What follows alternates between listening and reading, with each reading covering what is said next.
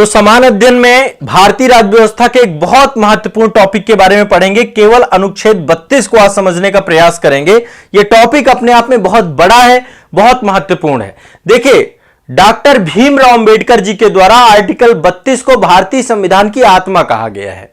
जब भारत का संविधान बनके तैयार हुआ तो डॉक्टर भीमराव अंबेडकर जी से पूछा गया कि इतने संविधान में जो इतने सारे आर्टिकल्स हैं, उन आर्टिकल में से आपको सबसे पसंदीदा अनुच्छेद कौन सा है? तो उन्होंने आर्टिकल 32 के बारे में बताया कि भारत के संविधान का सबसे बड़ा आर्टिकल आर्टिकल 32 है। यदि इस आर्टिकल को समाप्त कर दिया जाए तो निश्चित तौर पे जो भी आप सभी को फंडामेंटल राइट दिए गए हैं वो सारे फंडामेंटल राइट खत्म हो जाएंगे, आपके कोई मतलब नहीं रहेगा। तो यहां पे एक बात समझिएगा, देखो मैं अभी सुप्रीम कोर्ट के बहुत सारे केस भी आपको बताऊंगा। ये बहुत इंटरेस्टिंग टॉपिक है और यहां पे हम रिट पिटीशन सारी देखेंगे कि बंदी प्रत्यक्षीकरण क्या है, परमादेश क्या है, अधिकार प्रक्षा क्या है, उत्प्रेषण रिट क्या है, प्रतिषेध रिट क्या है। ये बच्चों को नहीं समझ में आती है। आप लोग हमेशा कंफ्यूज रहते हो। आज से कंफ्यूजन खत्म, आज से टॉपिक आसान, आज से टॉपिक आपके दिमाग में बैठ जाएगा। एक क्वेश्चन पूछा जाता है, भारतीय संविधान की आत्मा क्या है? इससे क्वेश्चन बहुत बार पूछा गया है, पीसीएस में भी और आईएएस में भी। देखो, वैसे तो भारतीय संविधान की आत्मा प्रस्तावना को कहा जाता है। किसको? प्रस्तावना को। आयोगों ने जो भी आंसर दिया है प्रस्तावना के लिए दिया। लेकिन यदि कभी आपसे पूछे कि डॉक्टर भीमराव अंबेडकर के हिसाब से अनुसार भारतीय संविधान की आत्मा क्या है, तो आर्टिकल 32 है। एक क्वेश्चन तो आपको यह क्लियर कर लेना है, ठीक है, दिमाग में बैठा लेना है। भारतीय संविधान की आत्मा प्रस्तावना है, क्योंकि प्रस्तावना में संविधान का दर्शन है, संविधान की कुंजी है, संविधान की हर एक बात यहां पे लिखी गई है। तो प्रस्तावना को उस हिसाब से हम बोलते हैं, लेकिन डॉक्टर भीमराव अंबेडकर जी के द्वारा आर्टिकल 32 को बोला गया, ठीक है। अब एक चीज समझिएगा, आर्टिकल 32 जुड़ा हुआ है आपके न्यायपालिका से, है तो ये फंडामेंटल राइट से जुड़ा हुआ। आर्टिकल 32 एक क्या है? एफआर है, फंडामेंटल राइट है, मौलिक अधिकार है आपका। देखिए, भाग 3 में आपके मौलिक अधिकार दिए गए हैं। टोटल 6 मौलिक अधिकार आपको प्रदान किए गए हैं। एक तो समानता का अधिकार आर्टिकल 14 से लेकर 18 तक, दूसरा स्वतंत्रता का अधिकार आर्टिकल 19 से लेकर के 22 तक, शोषण के विरुद्ध अधिकार आर्टिकल 23 और 24, धार्मिक स्वतंत्रता का अधिकार 25 से लेकर के 28 तक, फिर आपका जो संस्कृति संरक्षण का अधिकार है आपका वो है आपका अल्पसंख्यकों के लिए दिया गया है, वो आपका आर्टिकल 29 और 30 है।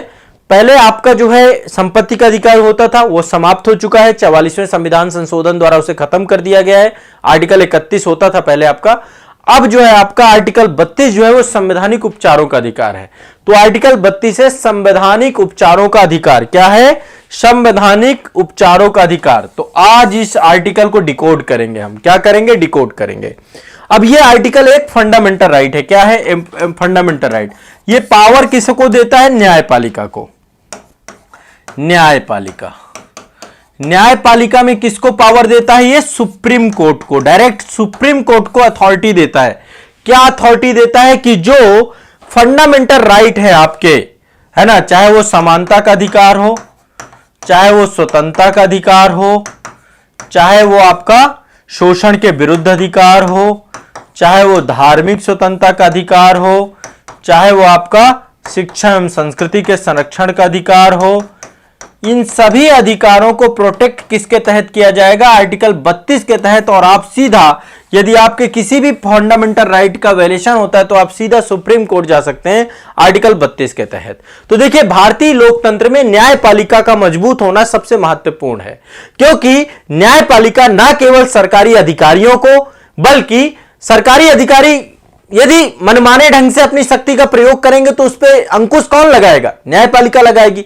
तो न्यायपालिका सरकारी अधिकारियों को अपनी शक्ति के प्रयोग को मनमाने ढंग से समाप्त करने का प्रयास करती है, और बल्कि नागरिकों के अधिकारों का भी संरक्षण करती है। भारतीय संविधान की गार्जियन है सुप्रीम कोर्ट। क्या है? भारतीय संविधान का अभिभावक, गार्जियन, जो संविधान की संरक्षा करती है। इसलिए भारतीय संविधान के द्वारा एक मजबूत, स्वतंत्र, सुव्यवस्थित न्यायपालिका की परिकल्पना की गई है और नागरिक के अधिकारों के संरक्षण के आर्टिकल 32 बनाया गया है। तो आर्टिकल 32 देखिए, क्या है? आपका एक फंडामेंटल राइट है। कैसा फंडामेंटल राइट है? आपके अधिकारों को संरक्षित करने का फंडामेंटल राइट है, आपके मौलिक अधिकारों को संरक्षित करने का फंडामेंटल राइट है आर्टिकल 32। आर्टिकल 32 के अलावा एक आर्टिकल 226 भी है। यह हाई कोर्ट को पावर देता है। हाई कोर्ट को क्या पावर देता है? ये कि हाई कोर्ट भी आपके फंडामेंटल राइट को क्या कर सके? प्रोटेक्ट कर सके, आपके सभी फंडामेंटल राइट को प्रोटेक्ट कर सके। तो आर्टिकल 32 के तहत सुप्रीम कोर्ट और आर्टिकल 226 के तहत हाई कोर्ट आपके फंडामेंटल राइट को क्या करता है? संरक्षित करता है। क्या करता है? संरक्षित करता है। ठीक, कुछ समझ में आ रहा है? सभी को ध्यान से समझना, बहुत इंपॉर्टेंट है आप सभी के लिए ये टॉपिक। मोस्ट इंपॉर्टेंट टॉपिक्स में एक पढ़ा रहा हूं मैं आपको। समझ में नहीं आता बच्चों को, किसी से पूछ लो कि उत्प्रेषण रेट क्या है, नहीं बता पाएगा। प्रतिषेध रेट क्या है, नहीं बता पाएगा। 5 रेटें समझाने जा रहा हूं आपको, अभी बहुत फास्ट समझाऊंगा। तो पहले देखो, समझो संविधान के किस भाग से जुड़ा हुआ है? भाग 3 से जुड़ा हुआ है। एक मौलिक अधिकार है आर्टिकल 32। डॉक्टर भीमराव अंबेडकर ने भारतीय संविधान की आत्मा कहा है इसको। ठीक है, ये क्या है? आर्टिकल 32 संवैधानिक उपचार का अधिकार, यानी आपको जो मौलिक अधिकार दिए गए हैं, यदि आपके मौलिक अधिकारों का कोई उल्लंघन कर रहा है तो आर्टिकल 32 के तहत सुप्रीम कोर्ट और आर्टिकल 226 के तहत हाई कोर्ट के द्वारा क्या किया जाएगा? उनको प्रोटेक्ट किया जाएगा। सिंपल सी बात यह है। अब इसको लेकर के बहुत सारे सुप्रीम कोर्ट के द्वारा केस सुनाए गए, बहुत सारे निर्णय। जैसे कि एक केस था आपका फर्टिलाइजर कारपोरेशन कामगार यूनियन बनाम यूनियन ऑफ इंडिया। इस मामले के तहत सुप्रीम कोर्ट ने कहा कि यह संविधान का एक अभिन्न अंग है। मैं आपको अभी कई सारे केस बताऊंगा यहां पे, ठीक है, कि ये क्योंकि एक बेसिक स्ट्रक्चर के अंतर्गत भी आता है। ठीक है, इसकी खुद की आपकी एक प्रयोज्यता है, इसके बारे में भी पढ़ेंगे। तो रामदास अठावले केस क्या है, fertiliser corporation of India case क्या है, ऐसा आप कहीं नहीं पढ़ोगे। कहीं पे भी किसी भी बुक में इस लेवल का आपको नहीं बताया जाएगा जिस लेवल का मैं आपको ये आर्टिकल बताने जा रहा हूं।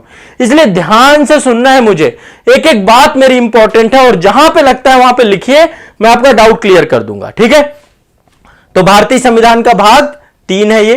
ठीक है, क्या है? एक फंडामेंटल राइट है। डॉक्टर भीमराव अंबेडकर के द्वारा इसको संविधान की आत्मा के तौर पे कहा गया है। और संवैधानिक उपचार के अधिकार के अंतर्गत यदि आपके मौलिक अधिकारों को कोई भी व्यक्ति समाप्त करता है, राज्य समाप्त करता है, यदि सरकार के द्वारा आपके मौलिक अधिकारों का उल्लंघन किया जाता है, आपकी समानता के अधिकार का उल्लंघन होता है, आपकी स्वतंत्रता के अधिकार का उल्लंघन होता है, आपके शोषण के विरुद्ध अधिकार का उल्लंघन होता है, आपके धार्मिक स्वतंत्रता के अधिकार का उल्लंघन होता है, आपके शिक्षा संस्कृति के अधिकार के उल्लंघन होता है, तो आर्टिकल 32 का प्रयोग किया जा सकता है और आपके अधिकारों को संरक्षण प्रदान किया जा सकता है। यदि आर्टिकल 32 ना हो तो ये तो मात्र शब्द मात्र लिखे हुए हैं, क्योंकि इनका उपचार तो 32 के तहत ही किया जा रहा है ना। तो इसलिए ये आपका मौलिक अधिकारों का प्रवर्तन करवाने के लिए, उनका इन्फोर्समेंट कराने के लिए सर्वोच्च न्यायालय का दरवाजा कोई भी व्यक्ति खटखटा सकता है। ठीक है, तो आर्टिकल 32 आपको ध्यान रखना है क्या है। अब आर्टिकल 32 के बारे में थोड़ा सा मैं कुछ चीजें आपको बता देता हूं। सबसे पहली बात, आर्टिकल 32 में कई सारे सब क्लॉज हैं। जैसे कि आर्टिकल 32 का सब क्लॉज को लेकर के, एक मिनट, एक जरूरी फोन है, मैं अभी आपको जस्ट कॉल करता हूं। हेलो, हाँ जी सर। नमस्कार सर, मैं क्लास में हूँ, कुछ बहुत अत्यावश्यक है, या मैं करूँ आपको बस आधे घंटे में क्लास? हाँ, मैं आपको बैक कॉल करता हूँ। ठीक है,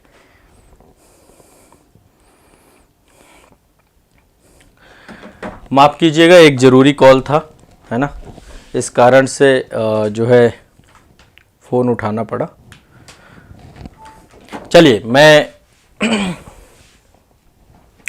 तो देखो, कई बार फ़ोन वैसे उठाना पड़ जाता है। रीज़न ये रहता है कि जब एक बार मान लीजिए किसी का फ़ोन आया और हमने साइलेंट कर दिया तो कोई दिक्कत नहीं होती, ये लगता है कि ठीक है। लेकिन जब दोबारा आता है ना तो लगता है कि कोई ऐसा ना हो, कोई संकट ना हो, कोई समस्या ना हो, तो फिर उठाना पड़ता है। और कुछ मित्र ऐसे होते हैं जिनका फ़ोन उठाना अनिवार्य हो जाता है, क्योंकि देखिए, संकट किसी पे भी किसी समय भगवान ना करे। मैं तो हमेशा प्रार्थना यही करता हूँ कि कभी किसी के ऊपर संकट ना आए, परेशानी ना आए, कोई दिक्कत ना आए। और हमेशा जब किसी का फ़ोन आए तो बड़े उत्साह के साथ बात करें, लेकिन तब भी फ़ोन उठाना चाहिए। वैसे मेरे साथ कम ही बहुत होता है कि मैं फ़ोन बहुत कम उठाता हूँ, लेकिन फिर भी। तो चलिए, माफ़ कीजिएगा। चलिए ये जो है आपका ये बहुत महत्वपूर्ण जो है आर्टिकल है आपका, इसके बारे में चर्चा कर रहे थे।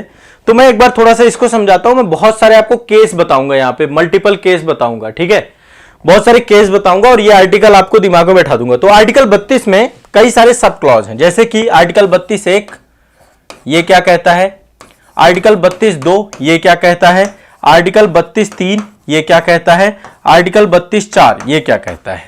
ये सब क्लॉज है, इसमें एक एक सब क्लॉज समझते हैं। देखो आर्टिकल 32(1) में क्या कहा गया है। आर्टिकल 32(1) में कहा गया है कि भारतीय संविधान का भाग 3 के तहत मौलिक अधिकारों का यदि आपका उल्लंघन होता है तो आप सर्वोच्च न्यायालय का दरवाजा खटखटा सकते हैं। तो ये सीधे कहता है कि आप सुप्रीम कोर्ट जाइए सीधा, यदि मौलिक अधिकारों का कोई उल्लंघन कर रहा है तो आप सीधा सुप्रीम कोर्ट जा सकते हैं, वहां पे आपके फंडामेंटल राइट का प्रोटेक्शन दिया जाएगा 32 के तहत। यानी कि इसके लिए अलग से पूरा का पूरा आपका रिट पिटीशंस होती हैं जब आपके एफआर का किसी भी तरीके से उल्लंघन होता है, ठीक है। दूसरा है आपका आर्टिकल 32(2), ये कह रहा है कि सुप्रीम कोर्ट मौलिक अधिकारों को लागू करवाने के लिए निर्देश जारी कर सकती है, आदेश जारी कर सकती है, रिट जारी कर सकती है।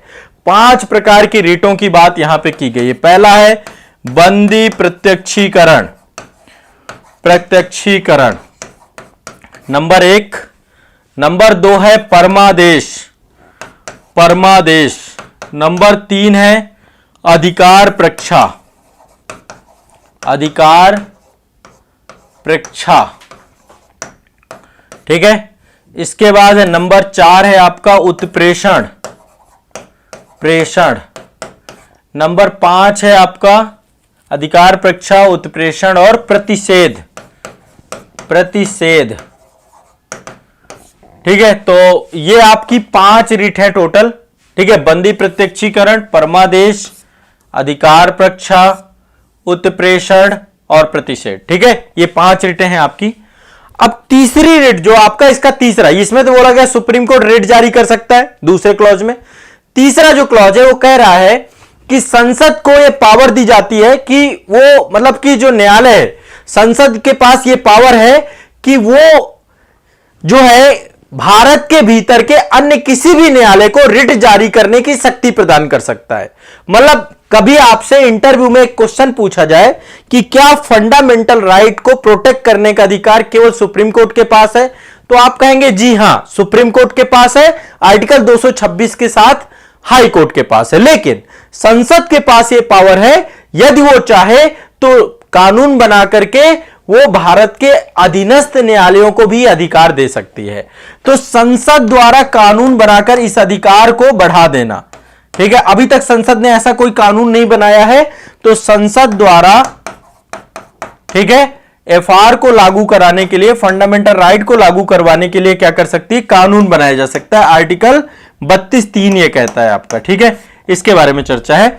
आर्टिकल 32(4) में क्या बोला गया है, आर्टिकल 32(4) में यह बोला गया है कि संवैधानिक उपचार के अधिकार को सस्पेंड नहीं किया जा सकता है, ठीक है।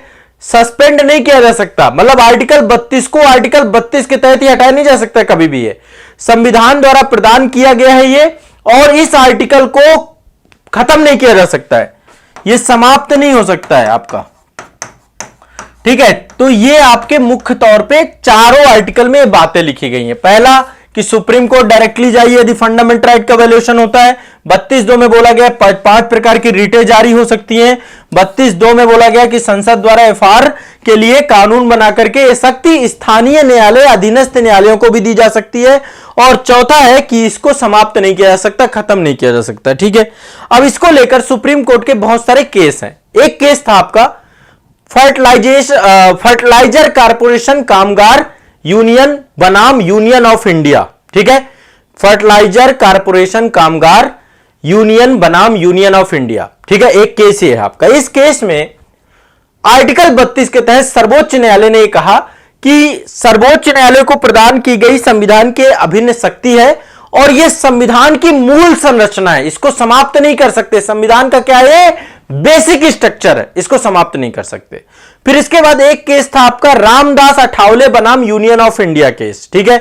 इसमें भी यह बोला गया कि मौलिक अधिकारों के प्रवर्तन का जहां पे सवाल है तो वहां पे आर्टिकल 32 लागू होगा, बाकी किसी अन्य जगह पे लागू नहीं होगा। मतलब आर्टिकल 32 का संबंध केवल एफआर से है, फंडामेंटल राइट से है केवल इसका संबंध, अन्य किसी चीज के लिए नहीं जा सकते आर्टिकल 32 के तहत। ठीक है, रामदास अठावले बनाम यूनियन ऑफ इंडिया वाद में सुप्रीम कोर्ट ने क्या कहा कि आर्टिकल 32 उन मामलों में ही लागू होगा जहां पर जो है मौलिक अधिकारों का प्रश्न उठता है। ठीक है, एक मामला ये आया था आपका। एक मामला और आया था आपका नैनसुख दास बनाम स्टेट ऑफ उत्तर प्रदेश का मामला। ठीक है, इस मामले में बोला गया आर्टिकल 32 जो है बहुत ज्यादा संकीर्ण है, बहुत ज्यादा नैरो है, यह केवल भारतीय संविधान के भाग 3 को ही प्रदान किया गया है। मौलिक अधिकारों का उल्लंघन होगा तो 32 लगेगा, बाकी नहीं लगेगा। यह ध्यान रखना है, सुप्रीम कोर्ट जाने के लिए केवल 32 का सहारा तब आप लेंगे जब आपके मौलिक अधिकारों का प्रवर्तन हो। ठीक है, अच्छा तो यह बात भी बोली गई कि अच्छा ठीक है, क्या केवल ये राज्य के खिलाफ है, क्या केवल ये राज्य के खिलाफ है या ये निजी व्यक्ति के खिलाफ भी मिल सकता है?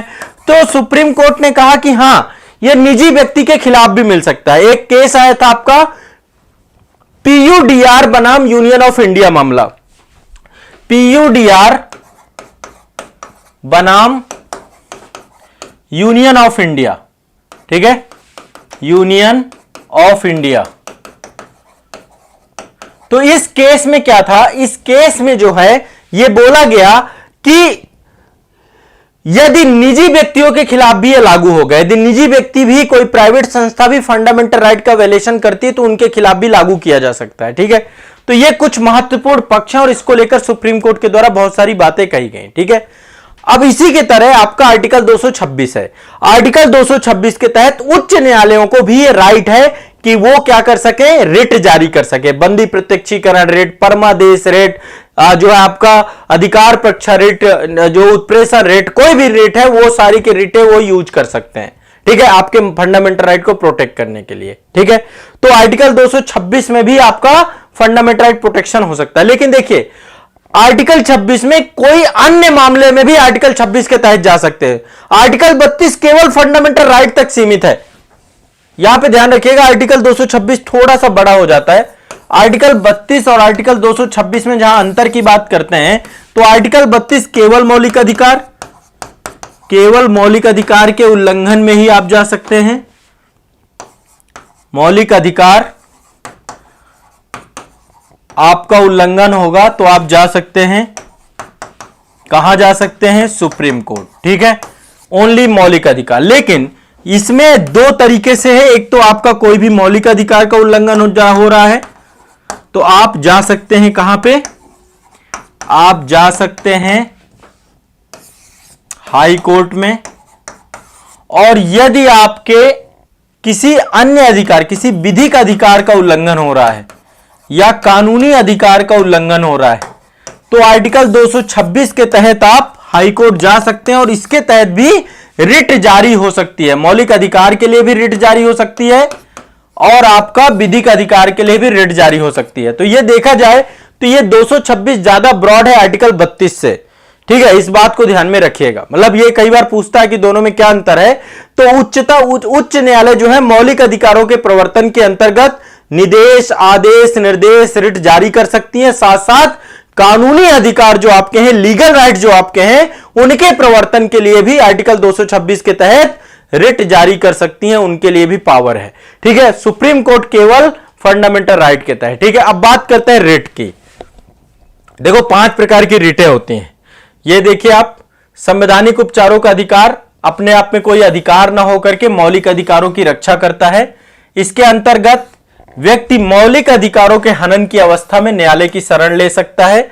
और डॉक्टर भीमराव अंबेडकर ने आर्टिकल 32 को संविधान की आत्मा कहा है, बताया कि इसके बिना संविधान का कोई मतलब नहीं है, यह संविधान की आत्मा और हृदय है। ठीक है, तो यह संविधान के तौर पे कहा गया है। और आर्टिकल 32 में क्या क्या चीजें हुई हैं? आर्टिकल 32 का उद्देश्य है मूल अधिकारों का संरक्षण करना, उनकी गारंटी देना, प्रभावी बनाना, सुलभ बनाना, संक्षेप उपचारों की व्यवस्था करना। इसके अंतर्गत केवल मूल अधिकारों की गारंटी दी गई है, अन्य अधिकारों की नहीं। ठीक है, आर्टिकल 32 के तहत केवल मूल अधिकारों की संरक्षा की जाएगी और इसके तहत भारतीय संविधान द्वारा सर्वोच्च न्यायालय और उच्च न्यायालय के अधिकारों की रक्षा के लिए लेख निर्देश जारी करने का अधिकार प्राप्त है आपका। सर्वोच्च न्यायालय आर्टिकल 32 के तहत, उच्च न्यायालय आर्टिकल 226 के तहत। ठीक है, फंडामेंटल राइट को आपके प्रोटेक्ट करेगा। अब आर्टिकल 32 में बोला गया है कि अब यहां पे रिटें हैं आपकी। पहला है बंदी प्रत्यक्षीकरण रिट। कौन सी है? बंदी प्रत्यक्षीकरण। इसको हम बोलते हैं हैबियस कॉर्पस। क्या बोलते हैं? हैबियस कॉर्पस, जिसका मतलब होता है शरीर को पेश करना। बंदी प्रत्यक्ष, हैबियस कॉर्पस एक लैटिन शब्द है जिसका मतलब है शरीर को प्रत्यक्ष तौर पर पेश करना। अब देखो इसका मतलब क्या है। यह रिट, मान लीजिए किसी व्यक्ति को अवैध रूप से हिरासत में ले लिया जाता है।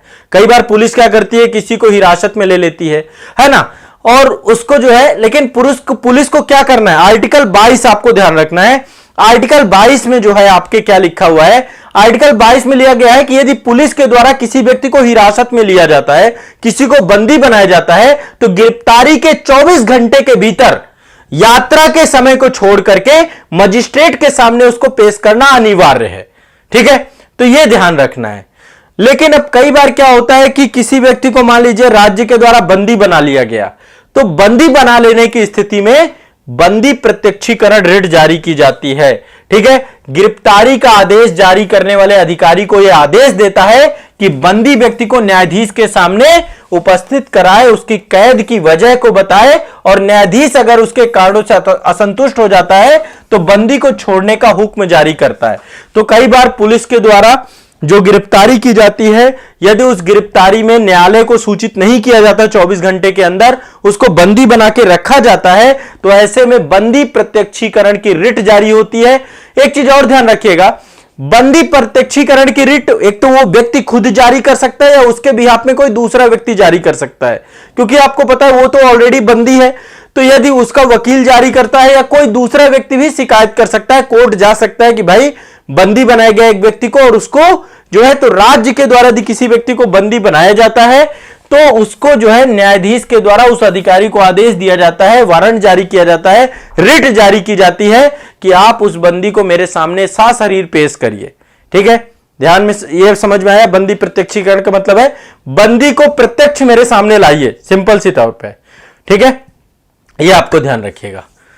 तो ये एक तरीके से जो अदालत है वो हिरासत की वैधता को जो है बताती है। इसको मतलब कि ये इसके लिए एक केस आपका था शीला बरसे बनाम स्टेट ऑफ महाराष्ट्र केस, और उसमें कहा गया था कि यदि कोई व्यक्ति हिरासत में लिया गया है, अपने लिए बंदी प्रत्यक्षी की रिट की प्रार्थना करने में असमर्थ है, और तो कोई दूसरा व्यक्ति भी उसके लिए प्रार्थना कर सकता है जारी कर। शीला बरसे बनाम स्टेट ऑफ महाराष्ट्र केस। ठीक है, तो ये आपको दिमाग में बैठा लेना, बंदी प्रत्यक्षीकरण आप समझ गए होंगे। अब बहुत सारे और भी मामले हैं। ठीक है, दूसरा है परमादेश, इसको बोलते हैं मैंडमस रिट। अब मैंडमस रिट का मतलब क्या है, परमादेश का मतलब क्या है, इसको ध्यान से समझने का प्रयास करिए। मैंडमस का मतलब होता है, यह भी एक लैटिन शब्द है जिसका मतलब है हम आज्ञा देते हैं। ठीक है, कोर्ट क्या कहता है, हम आज्ञा देते हैं। ठीक है, अब आज्ञा देने की जरूरत क्या है।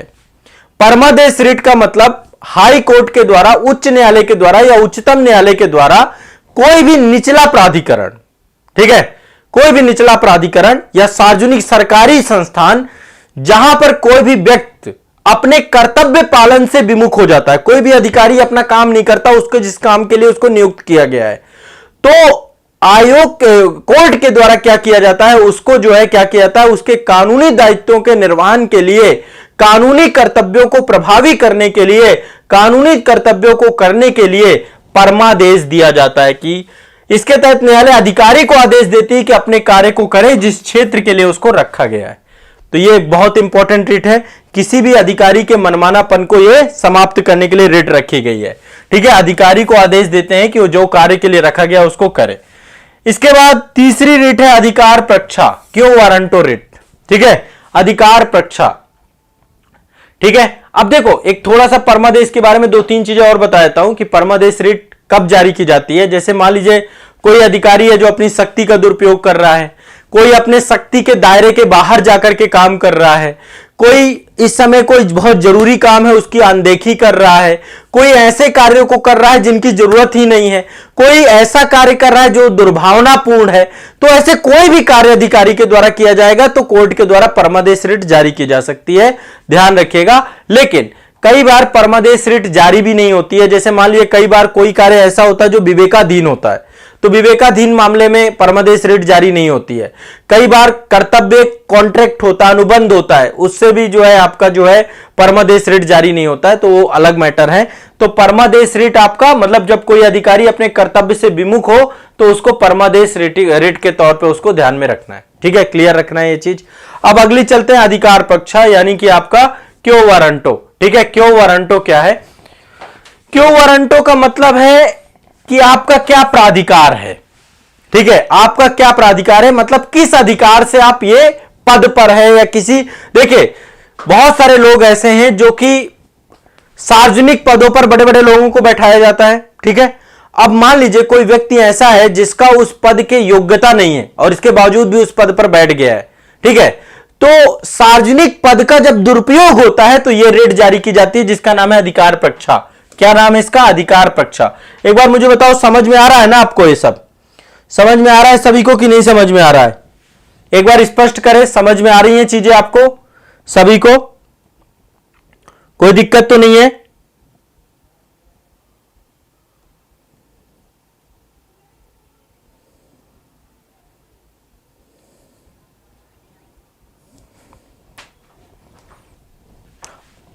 चीजें समझ में आ रही है ना सभी को? तीसरी रीट है आपके अधिकार पक्षा। तो अधिकार पक्ष का मतलब क्या है कि किस अधिकार से आप पद पे है। यदि कोई सार्वजनिक पद है, सरकारी पद है, बड़ा पद है, उस पद पर यदि कोई व्यक्ति ऐसा बैठ जाता है जो उस पद के योग्य नहीं है, जिस पर उसका कोई अधिकार नहीं बनता है, तो ऐसे में कोर्ट के द्वारा एक रिट जारी की जा सकती है कि आप किस अधिकार से इस पद पर बैठ गए हैं। ठीक है, तो यह रिट आपका कि आप सार्वजनिक पद पर किस अधिकार से बैठ गए हैं, क्या अधिकार है आपका इस पर बैठने का, तो अधिकार पक्षा रिट आपकी है। ठीक है, तो यह भी ध्यान रखिएगा। और इसमें जो है संवैधानिक उपचारों को निलंबित नहीं किया जाता है। इसको लागू करने के लिए संसद के द्वारा अधिनियम बनाया गया है। आपातकालीन स्थिति में भी अध्यादेश अधिनियम के द्वारा भारत के किसी प्रदेश या आवश्यकता अनुसार सभी मौलिक, ठीक है, तो ये आपका हो गया, ये आपका हो गया क्या? अधिकार पक्षा। अधिकार पक्षा का मतलब क्या है कि कोई भी व्यक्ति यदि किसी भी सार्वजनिक पद पर बैठ जाता है और उस पद का दुरुपयोग करता है, उस पद पर उसका अधिकार नहीं होता, तो कोर्ट उससे पूछ सकता है कि भैया किस अधिकार पे आप यहां बैठ गए हैं, उसको हटा सकता है वह। ठीक है, तो अधिकार पक्षा रिट हो गई।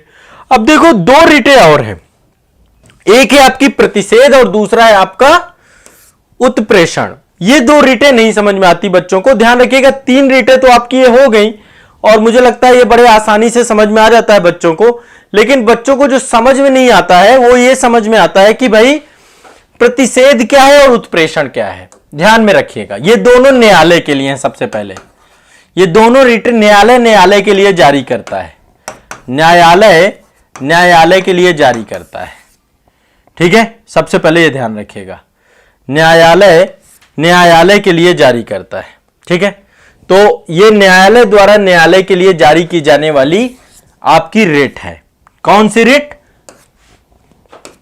कौन सी रिट है आपकी? ये प्रतिषेध और उत्प्रेषण, प्रतिषेध और उत्प्रेषण, ये दोनों। ठीक है, एक आपकी सर्टियोररी है और दूसरा आपका प्रोहिबिशन है। ये दो रिटें हैं, प्रोहिबिशन मतलब प्रतिषेध और आपकी जो दूसरी है सर्टियोररी, ये है आपका उत्प्रेषण। तो न्यायालय के द्वारा न्यायालय को जारी किया जाता है। अब देखो दो मामले हो सकते हैं, मान लीजिए कोई केस है, मान लीजिए कोई केस है, कोई वाद है, कोई वाद है। इस वाद पर मान लीजिए अधीनस्थ न्यायालय के द्वारा कोई जो है फैसला सुनाया जा रहा है। अधीनस्थ न्यायालय के द्वारा अपने अधिकार क्षेत्र से बाहर जाकर के, अधिकार क्षेत्र के बाहर जाकर के इस केस की सुनवाई की जा रही है।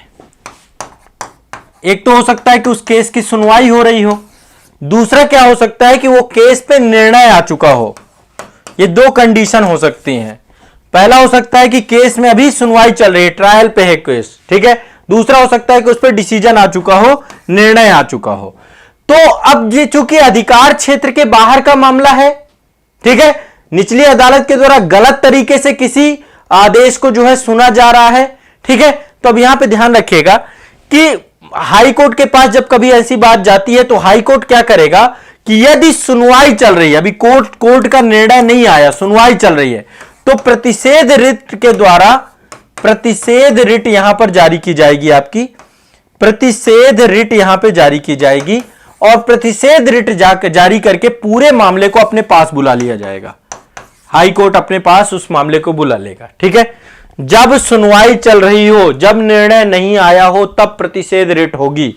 और जब निर्णय आ चुका हो, कई बार क्या हो जाता है कि कोर्ट का निर्णय आ चुका है किसी केस के मामले में, तो ऐसे में फिर आपकी उत्प्रेषण रेट लगेगी, उत्प्रेषण रेट लगेगी। जब उत्प्रेषण रेट लगेगी तो क्या होगा, पूरा का पूरा निर्णय आपका क्या हो जाएगा, समाप्त कर दिया जाएगा और कार्यवाही पूरी की पूरी अपने पास हाई कोर्ट मंगवा लेगा। समझ पा रहे हो मेरी बात को? यदि सुनवाई चल रही है तो क्या होगा, सुनवाई चल रही है तो आपका प्रतिषेध रेट होगी और यदि निर्णय आ चुका होगा तो उत्प्रेषण रेट होगी। बहुत सिंपल सा मामला है। तो निचली अदालत के द्वारा अपने अधिकार क्षेत्र से बाहर जाकर के किसी आदेश को सुना जाता है, तो आदेश को रद्द करने के लिए उत्प्रेषण रेट लाई जाती है, आदेश को खत्म करने के लिए। और यदि मामला चल रहा है तो उसको रुकने के लिए प्रतिषेध रिट या निषेध रिट लाई जाती है। ठीक है, अब इसी मुद्दे को यहां पे देख लीजिए, यहां पे मैं आपको और समझा देता हूं। बहुत सिंपल सा है मामला। तो पहली बात, ये दोनों रिट है, प्रतिषेध रिट और उत्प्रेषण रिट किससे जुड़ी हुई है, न्यायालय से। ठीक है, तो यह प्रतिषेध रिट किस लिए लाई जाती है कि किसी भी न्यायिक या अर्धन्यायिक संस्था के विरुद्ध जारी की जाती है। न्यायालय के न्यायिक या अर्धन्यायिक संस्था अपने अधिकार क्षेत्र से बाहर निकल के कार्य करने को रोकती है। यदि वो अपने अधिकार क्षेत्र से बाहर काम करता है तो प्रतिषेध रिट का मुख्य उद्देश्य होता है कि अधीनस्थ न्यायालय को अपनी अधिकारिता व अतिक्रमण करने से रोकना। ठीक है, जो उसके नीचे का न्यायालय है वो अपने ऐसा ना करे कि अधिकारिता के बाहर जाके काम करे, उसको रोकना है। विधायिका, कार्यपालिका या निजी व्यक्ति या निजी संस्था के खिलाफ इसका प्रयोग नहीं होता, केवल और केवल किसके खिलाफ होता है, न्यायालय के खिलाफ। ठीक है, दूसरा उत्प्रेषण रेट, तो ये मैंने आपको बताया कि यदि किसी मामले की जो है क्या हो गया हो, कोई मामले का आदेश आ चुका हो, निर्णय आ चुका हो, तो उसके तहत उत्प्रेषण रेट जारी करके उसको रद्द कर दिया जाता है। तो अंतर क्या है, प्रतिषेध रेट तब जारी की जाती है जब कार्रवाई चल रही हो। ठीक है, कार्रवाई को रोकने का उद्देश्य होता है, और उत्प्रेषण रेट तब जारी की जाती है जब निर्णय आ चुका हो, निर्णय को समाप्त करने के उद्देश्य से जारी की जा सकती है। ये आपकी पांच रिटें हो गई जो कि सुप्रीम कोर्ट के द्वारा, हाई कोर्ट के द्वारा आपके संविधान के क्या किया जाता है, आपके जो है अधिकारों को संरक्षित करने के लिए क्या किया जाता है, इनको जारी किया जाता है। ठीक है, तो ये आपकी रिट पिटीशन हो गई। 5 बंदी प्रत्यक्षीकरण, सशरीर बुलाना। ठीक है, बंदी को प्रत्यक्ष कराना। परमादेश का मतलब कि कोई भी अधिकारी अपने कार्य को ना करे, अधिकार क्षेत्र के अंतर जो ना हो। अधिकार परीक्षा का मतलब जो किसी पद पर, सार्वजनिक पद पर आ चुका हो, तो उससे पूछना कि भाई आप किस अधिकार से आए हैं, किस प्राधिकार से आए हैं। प्रतिषेध का मतलब जब सुनवाई चल रही हो, उत्प्रेषण का मतलब जब निर्णय आ चुका हो। तो इन दोनों को समाप्त करने के लिए, रोकने के लिए जो है आपकी ये अलग अलग रिटें लाई जाती हैं। निश्चित तौर पे टॉपिक समझ में आ गया होगा, आपको समझ में आ गया होगा। समझ में आ गया कि नहीं आ गया, बताओ। बहुत सिंपल सा है टॉपिक। आर्टिकल 32 के तहत ये 5 रिटें जारी होती हैं। आर्टिकल 32 निश्चित तौर पे समझ में आपको आ गया होगा। इन्हीं के तहत आपके सुप्रीम कोर्ट के द्वारा रिट जारी की जाती हैं। ठीक है, और आर्टिकल 226 देखो, आर्टिकल 32 फंडामेंटल राइट है और आर्टिकल 226 संवैधानिक अधिकार है, मतलब संविधान में उल्लेख किया गया है पर मौलिक अधिकार नहीं है। आर्टिकल 226 के तहत भी रिट जारी करने का अधिकार तो है ही है ना। एक चीज और ध्यान रखिएगा, आर्टिकल 32 को आपातकाल की जब घोषणा होगी तो इसको निलंबित किया जा सकता है, समाप्त किया जा सकता है, लेकिन बंदी प्रत्यक्षीकरण की रिट कभी भी आ सकती है। ठीक है, वो रिट को आपातकाल के दौरान भी जारी किया जा सकता है। ठीक है, लेकिन अब यहां पे 2 चीज समझिएगा, यहां पे थोड़ा एक अंतर भी आपको समझाता हूं। बेसिक यूपीएससी में थोड़ा सा पूछ लेता है कई बार। आर्टिकल 32 को क्या आपातकाल में समाप्त किया जा सकता है? बिल्कुल समाप्त किया जा सकता है, लेकिन बंदी प्रत्यक्षीकरण की रिट को समाप्त नहीं किया जा सकता। ठीक है, यह रिट इंपॉर्टेंट है, ध्यान रखिएगा, बहुत इंपॉर्टेंट रिट है। इसके बाद आर्टिकल 226 की जो आपका आर्टिकल है, यह क्या आपातकाल में समाप्त होगा? नहीं होगा, यह नहीं समाप्त होगा आपातकाल में, ध्यान रखिएगा। फंडामेंटल राइट समाप्त हो सकते हैं, आर्टिकल 226 आपातकाल के समय समाप्त नहीं किया जा सकता है। आर्टिकल 32 का दायरा सीमित है, आर्टिकल 226 का दायरा व्यापक है। आर्टिकल 226 फंडामेंटल राइट प्रोटेक्शन के साथ साथ आपके कानूनी अधिकारों के उल्लंघन के मामले में भी रिट जारी करने की शक्ति देती है। ठीक है, यह आपको दिमाग में बैठाना है। क्लियर है, स्पष्ट है। और आर्टिकल 32 वहां लागू होगा जो सर्वोच्च न्यायालय का अधिकार क्षेत्र होगा। आर्टिकल जो है आपका 226 वहां पे लागू होगा जहां पे उच्च न्यायालयों के पास अधिकार क्षेत्र है। ठीक, तो ये आपको ध्यान में रखना है। तो ये आपके बेसिक अंतर थे आपके इसके बारे में, और ये आपका पूरा का पूरा टॉपिक था। तो आज के लिए ये टॉपिक ही रखेंगे, बाकी आगे फिर मैं और बहुत सारे टॉपिक लेकर आऊंगा। एक बार मुझे बताइए कि आपको समझ में आया आर्टिकल 32? ठीक है, भारतीय संविधान की आत्मा डॉक्टर भीमराव अंबेडकर जी के हिसाब से।